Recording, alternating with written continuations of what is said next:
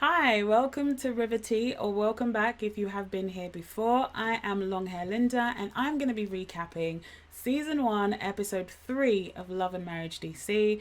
I have recapped 1 and 2, so go check those videos out. But let's get straight into it. We are still at Monique's vegan dinner party, and we get a repeat of the moment when Chris Samuels talks about feeling bad for Kevin, Winter's soon to be second ex-husband, and Winter responds saying, when you're 60 years old and got a 40-year-old tenderoni, wouldn't you be crying too?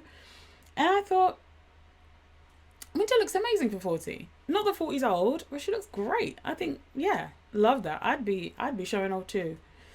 Ashley goes on to question how Winter had never been to Kevin's basement a party, aka his parents' basement, before they got married, and calls her a fool in her confessional. And girl, Ashley was 100% correct, because how have you never been to his home? Why are you now talking about him being 60 without a car and all this kind of stuff? Like, you didn't know that before? You were doing checks though, right?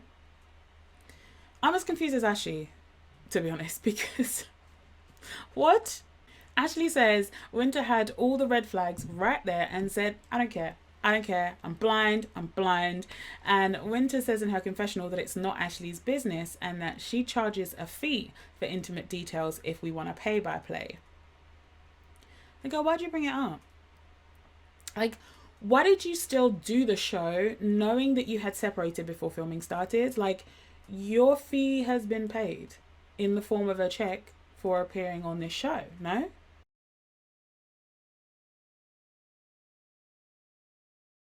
Anyway, Winter continues to go into more unwarranted and unprovoked detail and says that her attorney called today and Kevin has been served with divorce papers.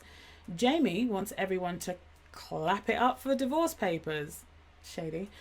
And Winter says in her confessional that she just wants to move on from wasting time talking about someone who lies for a living. Again, Winter, you chose to go on a show called Love and Marriage DC with a man you're trying to divorce. You knew it would come up, so stop it. So, Monique initiates a game called Not for Married Couples and says that Winter will be the hostess because she is a relationship specialist. I'm liking Quick and Ashley more and more as these episodes go on because they keep saying exactly what I'm thinking. Ashley says, well, how did you become a relationship specialist? And Quick says, most specialists don't have it together, you know, like nail specialists, their nails are never done, hair specialists, their hair is never done, relationship specialists with no relationship. This had me weak. This had me weak because the shade. But also, my nail tech always has her nails done. Always. So I don't know. I wouldn't be going to her if her nails were looking crazy. I'm just going to say that. Just like I wouldn't be going to Winter for relationship coaching. Because, yeah. I'm sorry. Monique, stop lying. You made Winter the hostess because she is the only single person at this table. How is this lady supposed to play a couples game, please? How? Quick asks the pertinent question of how Winter became a specialist, and Ashley says, I want to know too, because you've got one divorce and one scammer. Winter says there isn't anyone she can't coach. She's managed being single, married, divorced, a married mom, a single mom. Who can't she speak to? Who can't she encourage? She has a point there. But that sounds to me more like a life coach. Like, you can talk to anybody, you can encourage anybody. I just wouldn't use the term relationship specialist or even relationship coach. I think life coach is fine. Winter then asks if the measure of success is something working out or not working out. Ashley responds that's basically the definition of success. Like, Winter, success literally means the accomplishment of an aim or purpose. If your aim was to be married and you've just filed for your second divorce, you are unsuccessful. Winter then goes on to make lessons and asks why we always fault the innocent person, and Ashley makes it clear that nobody's faulting her. Winter then asks whether she's not successful as a person just because he chose, and Ashley cuts her off and says, successful as a person, fine, but not as a wife. That was a little mean. I mean, it's a little harsh. Saying she's an unsuccessful wife is a little harsh, but I do think that we can all agree that her track record kind of prevents her from being a relationship specialist, right? Like you've just filed for divorce papers. You've just filed for divorce papers. Even if you could become a relationship coach or specialist in the future, surely it's not right now. Like, I don't know. What do you guys think? Let me know in the comments. To me, that I'm with Ashley on this one. I'm with Ashley. Monique sticks up for Winter at this point and says that that's not fair. Ashley fights back saying Winter didn't know Kevin and still married him. But Monique asks how many times in their marriages did they not know their partners? Ashley, my good sis at this point, says Quick lived in a little tiny apartment when they met and she saw that tiny little apartment. Duh. Like, how can you not see where someone lives? How can you not see when someone, like, you're dating, you don't see where they live. You're in a relationship, you don't see where they live. You're engaged, you don't see where they live. You're about to walk down the aisle and you have not seen where they live. That makes no sense. Winter then tries to bring in, like, this whole most Christian couples, like, it's really common for them to marry really quickly. She has many friends that got married in 3 months or less. Sorry, no, not buying it, Winter, not doing it today. Sure, many people have married very quickly, right? Especially religious people. But you mean to tell me that after you divorced your first husband, who had an affair with your nanny and fathered 2 children outside of your marriage, by the way, that you then just jumped into another marriage before even seeing where that man lived? You did checks, but you didn't check where he lived. You didn't check that he didn't have a car in his name. I'm not buying it. You just don't have good discernment, sis. You don't have good discernment. And you sound like the last person that should be coaching anyone about their relationship. I'm sorry. It's just that it is what it is. Ashley goes on to make it clear that, you know, time and knowing someone aren't necessarily the same thing. The fact is, Winter had never been to Kevin's apartment, never saw the paperwork with his daddy's name on it. Winter tries to use the vid times as an example. I say the vid because I don't like to say that word. I don't want this video to be taken down. I don't want to make any claims about anything that hasn't got anything to do with me. I'm not a scientist. I don't know about any of it, okay? I'm just going to go ahead and call it the vid from now on. Now you know what I'm talking about. So Winter's trying to use the vid times as an excuse for never going to his home and Kevin never even going to hers. But Ashley said, but you married him. And Winter says she married him based off of what he was saying, and his family was also corroborating what he was saying to her. You had never been to his apartment? His apartment, no. But again... And you had never saw paperwork for that car that said his daddy's name? But again, we're in COVID. I'm not going to your house. He's not coming to my house. But you married him. Again, I'm marrying him off of what he portrayed. His family is corroborating everything he said. His mama ain't never said, all right, baby, I'm seeing you when you get home in the basement tonight. No. Now, Ashley, you know you were wrong for that. You know you were wrong for that. I like you, sis. You actually might be surpassing Irena as my favorite right now. Yeah, I think you're doing it for me. Anyway, Winter is still trying to blame Kevin for not telling the whole truth. Girl, at this point, you are talking in circles and avoiding your own accountability. I'm zoning out, just like the rest of the guests at this dinner. The way producers will cut into everybody, everyone's zoning out. It's all this double speak, this just talking and doing this and doing that. It's too much. I can't do it. Monique says in her confessional that if it wasn't for her upcoming trip to Africa, she may have been a bit more concerned about the dynamics between her friends Ashley and Winter, but she's just trying to host this dinner and send them on their way. And honestly, I don't blame her. I don't blame her at all for that. Monique moves the conversation along. She's trying to get it back to the game, and she's asking the couples what their fantasy would be if they could have any fantasy that they wanted. Quick figuratively snatches the mic from Monique and wants to know who their celebrity crushes are. Ashley says hers is Uncle Jesse. Quick says Rihanna, and even though she wouldn't give him the time of day, says that Ashley's like, I can get anyone I want actually, because I didn't say that Rihanna wouldn't give him the time of day, by the way. That was Ashley. That was not me. I just want to make that clear. But yeah, so Ashley goes on to say that she can get anyone she wants because she can talk to whoever she wants just by sliding in their DMs. Winter throws a little jab here and asks if it's through Quick that she has that access. All right, fight back. Fight back. I mean, Lord knows you've been getting dragged by Ashley this whole dinner, so cool. You can have a little of that. Ashley clarifies that it's not through Quick, but because she is her. Oh no, that's right. She reminds the table that she ain't no bum ass B. I don't even know if I'm going to be swearing on this channel, so sometimes I'll swear, sometimes I won't. You'll figure it out as you go. Yeah, she ain't no bum ass B, and Winter says in her confessional that Ashley needs to dial down her ego.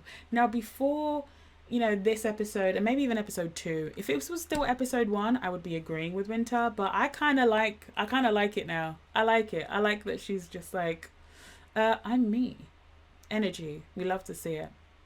So it's a new day, and Irena and Jamie are about to go out on a run, since she's a runner and is trying to get Jamie in better shape, but he's always complaining about his knees. Jamie says he could beat her if it wasn't for this little bad knee situation in their confessional. After the run, Irena says what Jamie, she's trying to find out like what he thinks. So she's asking, what do you think about the questions around the infidelity conversation? Jamie isn't happy that Irena's bringing up old stuff in front of company, and Irena then says, well, at least she clarified that she never actually caught him cheating. And he's like, yeah, that's because you haven't.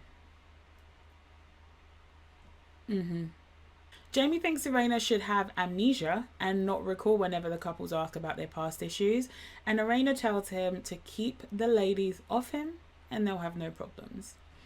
Jamie is taking both Lil Jamie and Jason to boxing later tonight, and Irena wants them to have a proper father-son chat, so specifically with Lil Jamie, and make sure that, he's having the talks that he needs that can better his life. Irena says in her confessional that she is passionate about that relationship because she didn't have that relationship with her dad because he was in prison for most of her life. At Monique and Chris's, Monique is finishing up packing for their Africa trip. They're about to leave. In their confessional, Chris is excited for the trip to the motherland, and Monique interrupts him to ask, who planned that?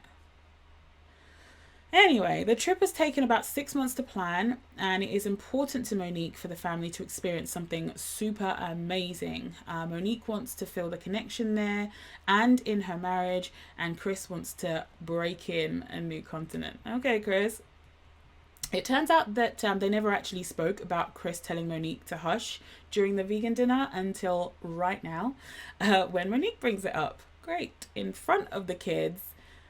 On camera. Apparently they've not spoken about this already. So they're now arguing again because Chris feels like it wasn't that bad. It wasn't as bad as telling her to shut up, while Monique feels like Chris was speaking Alabama. Chris feels that hush is just a nicer way to tell someone to shut up, and Monique thinks it's wrong to try and silence your wife in general. So I agree with Monique on this one, I'm not going to lie, I agree. Winter FaceTimes Monique and says that they need to catch up about the dinner since she's about to go. Winter is proud of the work that Monique has done, but wants her to enjoy her husband. When she gets off the phone, she tells Chris that she does enjoy him when he's acting right. She then says that they're always friends, but she wants that romance too. And Monique in her confessional goes on to say that she wants a monumental moment because, yet again, they are struggling. At Winter's home, her mum is visiting, and Winter reveals in her confessional that her mum was the first person that thought, Kevin's a good guy, because Kevin actually went to her mum for permission to start courting her. Very traditional, very old-timey. Winter tells her mum about the vegan dinner and talks about Chris's meeting with Kevin in particular. Winter's mum says Kevin is obsessed and not in love with Winter. Her mum is clearly done with him now, but is beating herself up because, she was pulling for Kevin. She thought that Kevin would be good for Winter. Just didn't turn out that way. Winter cries and talks about the day the sheriffs served her and Kevin, who had actually already taken off by then, with papers because he was being sued for financial misconduct. Now, I do want to say my criticisms of Winter are solely based on the whole relationship specialist thing, and also not doing what I believe was due diligence before marrying that man. But I'm not actually placing any blame on her for him being an alleged fraudster. I'm not putting that on her at all. I do feel bad for the kids because I feel like they're going through it too. And obviously they had if there was like a bond or an attachment with him, I definitely feel bad. But I don't know, something in the milk ain't clean here with what's going on with this whole Kevin story, with Kevin and Winter. All of it just doesn't quite add up right to me. Something just isn't sitting right for me personally, but I don't blame her for his alleged crimes, right? Winter wants that divorce finalized and can't help but feel like she's failed her kids. She wants the divorce to go through quickly so that she can just move on with her life. I can relate to that, that's fair. So Ashley is at the doctor's office to get her armpit Botox and has invited Irena along. Irena has never had Botox but wants to ask questions about getting her booty done so we can look like Ashley's. Now Ashley has had some work done, including her boobs, but she says that her butt is 100% hers and homegrown. Come on, big natural booty gang, let's go, we out here. Ashley is about to get the Botox and she says that she wishes she'd worn lingerie for the appointment instead of the sports bra that she's got on. The procedure goes smoothly and Irena asks what Ashley thought of the dinner and her interaction with Winter specifically. Ashley says she was tired of hearing Winter talk about her failed marriage. Irena asks if she can really sympathize with how difficult it must have been for Winter to talk about it.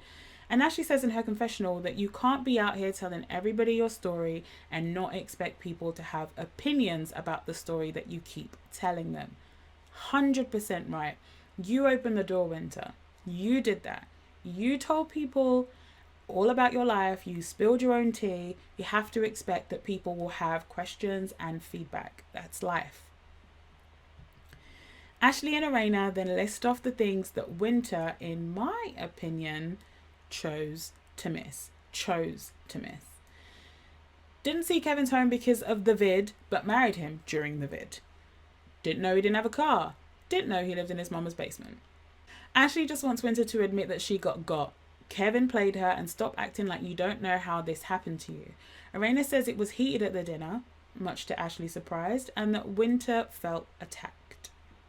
Ashley said, well, she felt attacked by that shady comment about only being able to slide in celebrity DMs because of being married to Quick. Ashley is good on Winter. Ashley doesn't need new friends. You know, that's the name of this episode, no new friends. Irena wants to do a girls thing to get to know each other better, but Ashley doesn't even think Winter would be fun. Irena in her confessional says she doesn't want to be caught in the middle. She's older. She doesn't have time for the catty stuff. Ashley says there is something about Winter and that haircut. Oof, yes there is. At the boxing gym, Jamie and his sons are having a bonding session. Jamie wants to have a one-on-one with Lil Jamie without all the hoopla and Irena being around. Jamie invited Quick and his son Antonio to the gym too and is hoping Antonio can talk to Lil Jamie. Quick talks about his DJ school, Quick and Easy DJ, and they're talking about the sort of new DC location, and Jamie brings his son over to talk to Quick because he has a love for music. Jason says it's actually his father that wants him to DJ, and Quick says in his confessional that he hopes Jason is the one that actually wants to DJ. It does kind of seem like it's his dad's wish rather than his.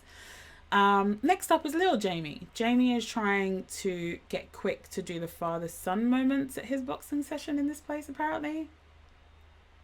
It's kind of supposed to be you, but I get it, it's fine. Lil Jamie is keen to talk to Quick because he admires him for, his celebrity, basically. And Quick says Jamie had told him some of what's been going on with Lil Jamie and wants Lil Jamie to know that he grew up in that life. He's been shot, he's been stabbed, he's been in jail, he's lost friends. One of his best friends right now is doing life.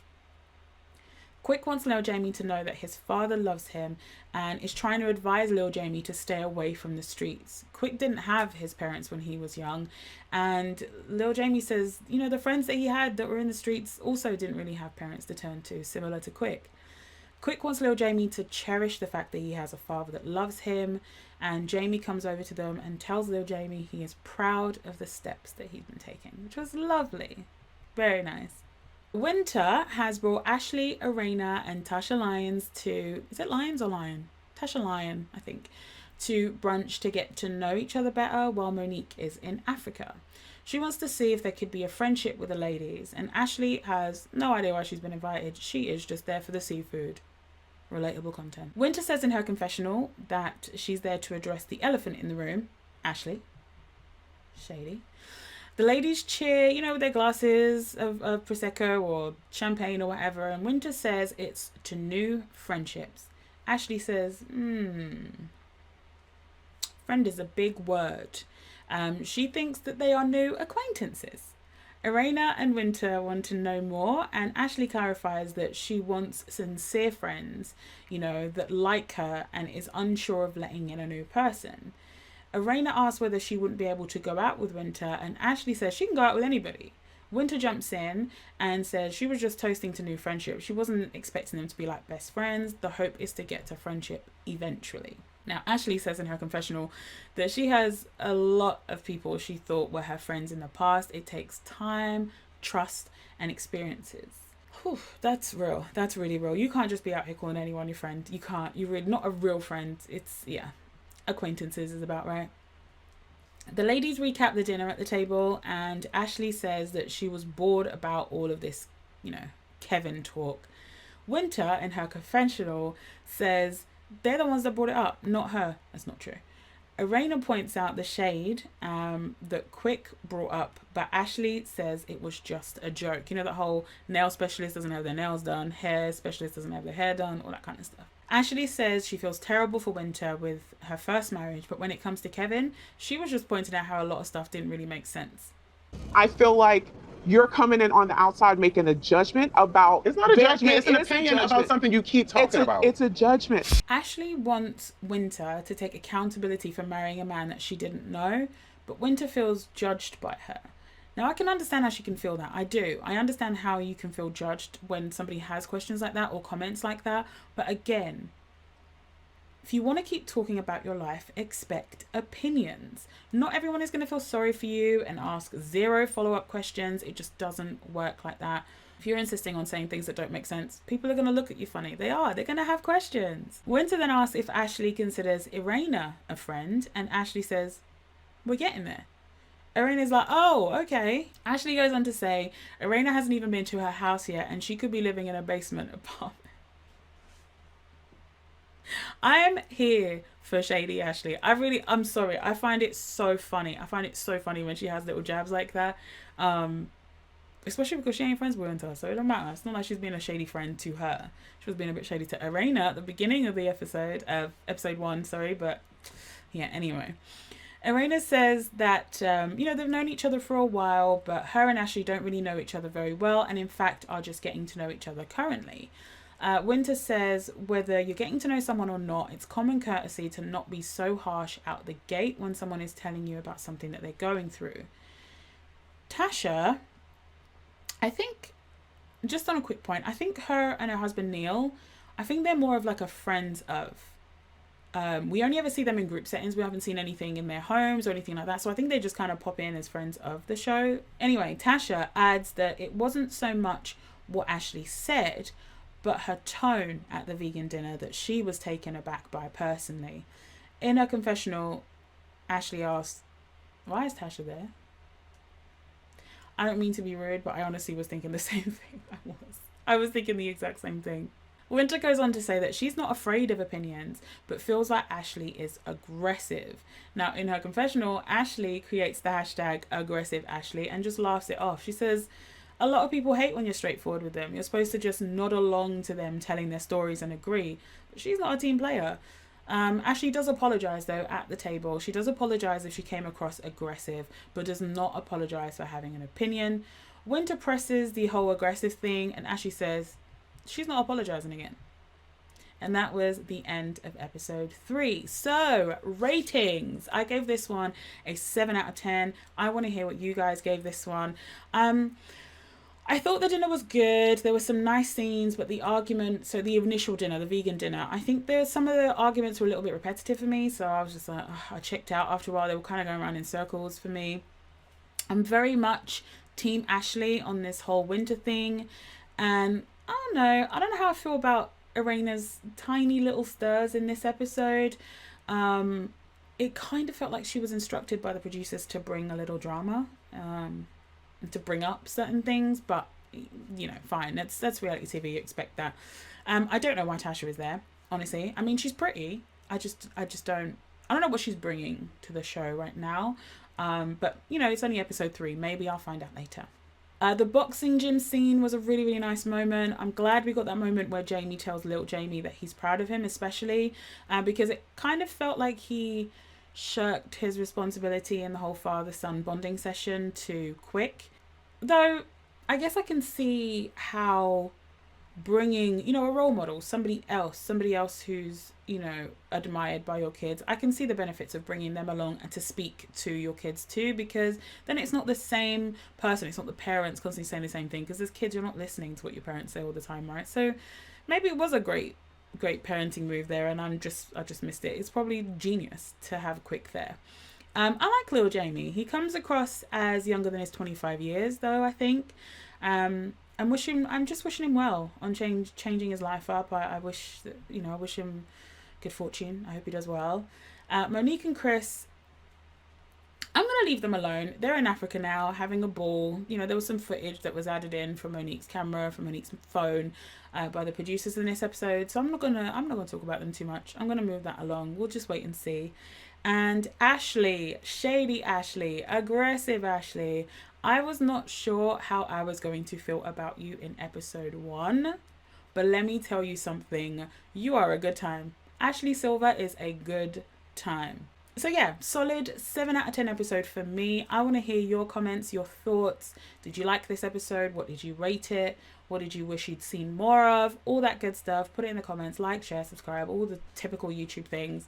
I'll probably put another one out tomorrow. I'll catch you tomorrow for episode 4's recap from season 1 of Love and Marriage DC. Bye.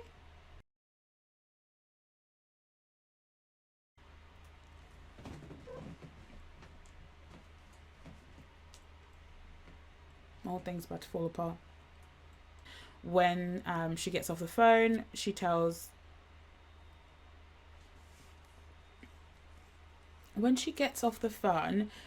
Chris she does enjoy him when he's acting right. I think it's phone. I meant phone. So Monique initiates a game that she's created called Not for Married Couples and says that Winter will be the hostess, seeing as she is a relationship specialist. I've got to say, I'm liking Quick and Ashley more and more as these episodes go on, because they keep saying exactly what I'm thinking. Ashley says, how did you become a relationship?